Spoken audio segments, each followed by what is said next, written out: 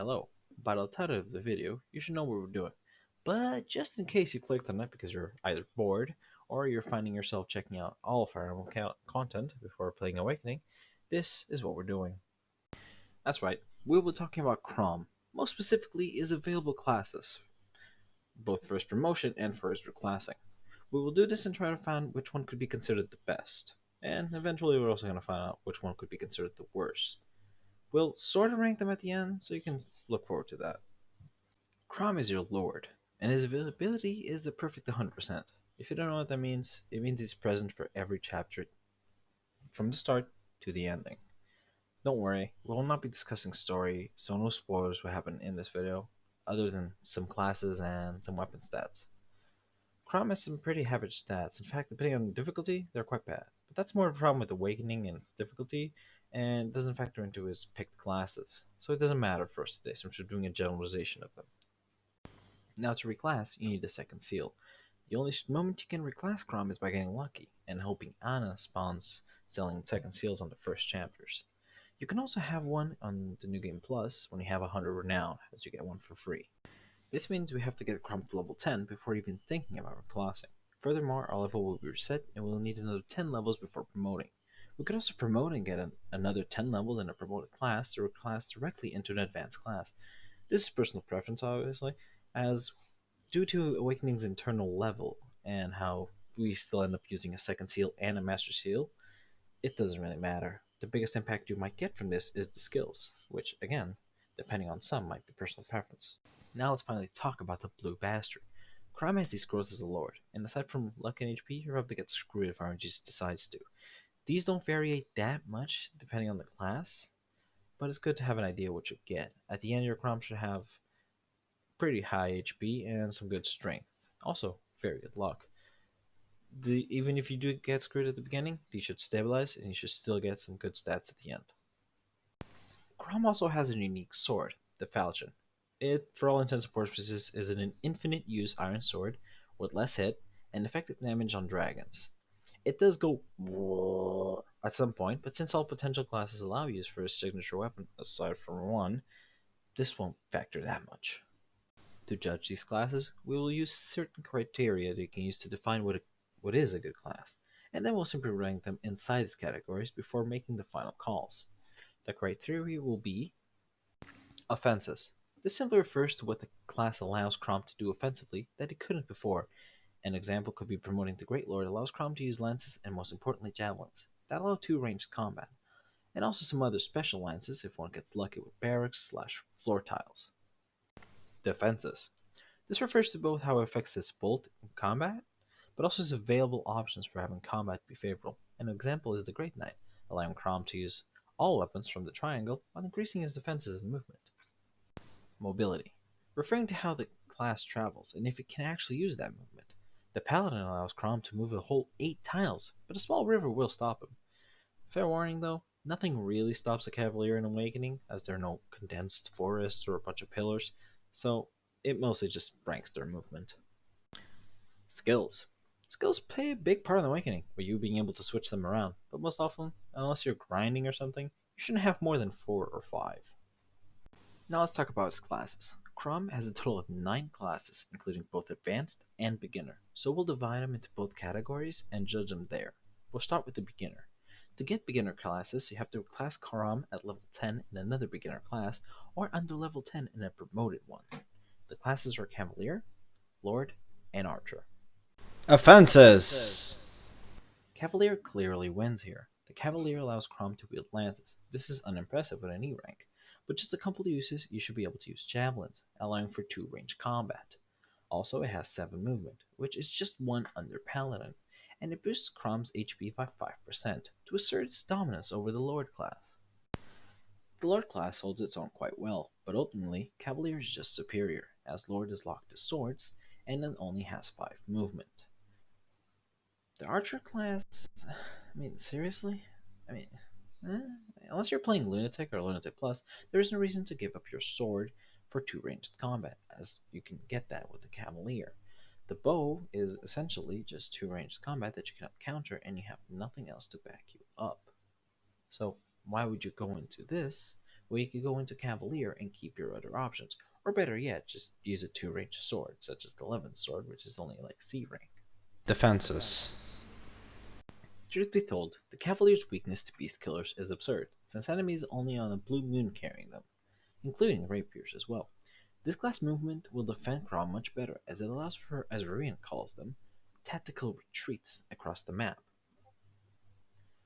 Lord, now, sir, in the beginning I was actually going to give this place to the archer, as not countering close range is very useful, since it allows you to choke points more effectively. But then I remember there's this very simple technique called unequipping your weapons, rendering the archer class absolutely unnecessary. I guess they just can't catch a break. The archer class just has nothing to be able to defend themselves at close range. You literally have a massive gaping white spot in the range that most units attack in. Movement. Perhaps the Cavalier would be lower if we had more maps with thick forests and the like, but most if all non-maps are fine to be trampled with a horse, and the list does reflect that. The Lord and Archer tie, however. Skills. The Cavalier's outdoor fire tends to be useless. It plainly doesn't work on some maps, but the real meat is the discipline skill, as it just doubles your weapon XP. This allows Chrom to start using silver and brave weapons earlier than usual, as well as helping him get the javelins in the Cavalier class. The Lord's dual strikes is nice, but the real cake is the charm skill. This gives all allies within 3 spaces plus 5 to hit rate and plus 10 avoid, making it a very nice support skill. The Archer's skill plus 2 is negligible, but the persistence is what sells it. Plus 15 hit and avoid when initiating is not at all shabby. For the beginner classes, I think it's fair to say the Cavalier is a superior option. Simply, it's the Lord class, but on a horse, and with access to lances. The Archer class is the worst. Locking yourself to a weapon type is already bad, but doing it 5 movement and with nothing to show for it is pretty bad, especially locking yourself to bows. Now let's move on to promoted classes. For promoted classes, Chrom gets the Great Lord, the Paladin, the Great Knight, the Sniper, the Bone Knight, and Dread Fighter. These will be judged as if they're at level 15, meaning have sufficient weapon ranks to use most weapons they can, but skills will only be considered in the skills section. Dreadfighter will be judged as if it was just another option during reclass, but in gameplay, it's unobtainable without DLC. So in the ending recommendation, I will reflect that. Offenses. The Great Knight gives Chrom access to the full weapon triangle. Not impressive on its own, but having said arsenal with the movement to back it up is no small feat. He can also pick his fights with a superior movement to make sure he's always in advantage. The Paladin allows Chrom to pick his targets as well and initiate at his own pace, making combat easier. It also allows Chrom to become more versatile around the battlefield with access to lances. Bone Knight sounds good on paper, better than Paladin even, and on the other difficulties, such as Lunatic and Lunatic Plus, it is better. But generally, bows aren't that great, even for killing flowers, as Paladin and Great Lord both get lances which gives access to Beast Killer. This means Chrom gets effectiveness on all flyers with just a Beast Killer and a Worm Slayer. However, its mobility allows to shine brighter than Great Lord or Dreadfighter. Great Lord is a good class, and access to lances is also good. Unfortunately for it, other classes are just simply better. Dreadfighter stands alongside Great Lord. Aside from the weird magic which Chrom will never use as he has a middling magic stat, it allows use to axes, which are not bad, which is the counterpart to the Great Lord's lances. Sniper allows Chrom to use a longbow. This is a very small factor, but again, it matters on high difficulties where avoiding counters by 1-2 range classes is important. Aside from that, not even the flyer effectiveness can bring this class to life. Defensive. The Great Knight gets access to all weapons again, but also extra defense and HP. On top of that, their movement allows for such strategic retreats from magic users. Paladin has more movement than the Great Knight, but it lacks the bulk and the versatility of its weapons. Bone Knight features superior movement, but that's just it. Enough movement to tactically retreat, but nothing else, as his bulk is comparable to the other classes.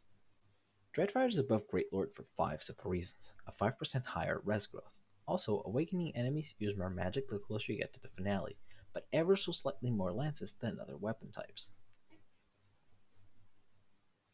Great Lord has decent bulk, while lances give him access to the Blast Lance, allowing 10 HP per turn to be recovered. Otherwise, it's pretty plain. Yeah, I don't know what to say. You have the blessed bow, but like, it's a bow. Movement. Paladin and Bow Knight have 8 movement both, allowing them to easy control over the battlefield, to get into doors or chests, or even just go to bosses. The Great Knight, it's the second place with 7 movement. It is more than decent for a tanky unit. The Dreadfighter, the Great Lord, and the Sniper can still move at a respectable pace, but it's clearly inferior to the mounted units. Skills. When it comes to skills, the Dreadfighter just knocks everyone out of the park. With the 10 free resistance and plus 10 attack on initiation, this class is pure DLC. The Sniper is actually second place. I guess it finally got its win. Consistency is important, and plus 20 hit is just pure consistency on a skill.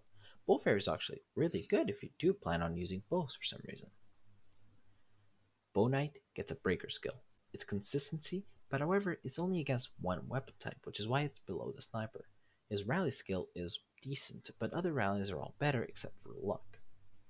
The Great Knight gets Luna, which might find yourself finish-offing an opponent you thought you couldn't kill, but considering it's a bland, it's not really as useful as it seems. The real kicker is Dual Guard, as it's a simple nice boost to your chance to deny all damage.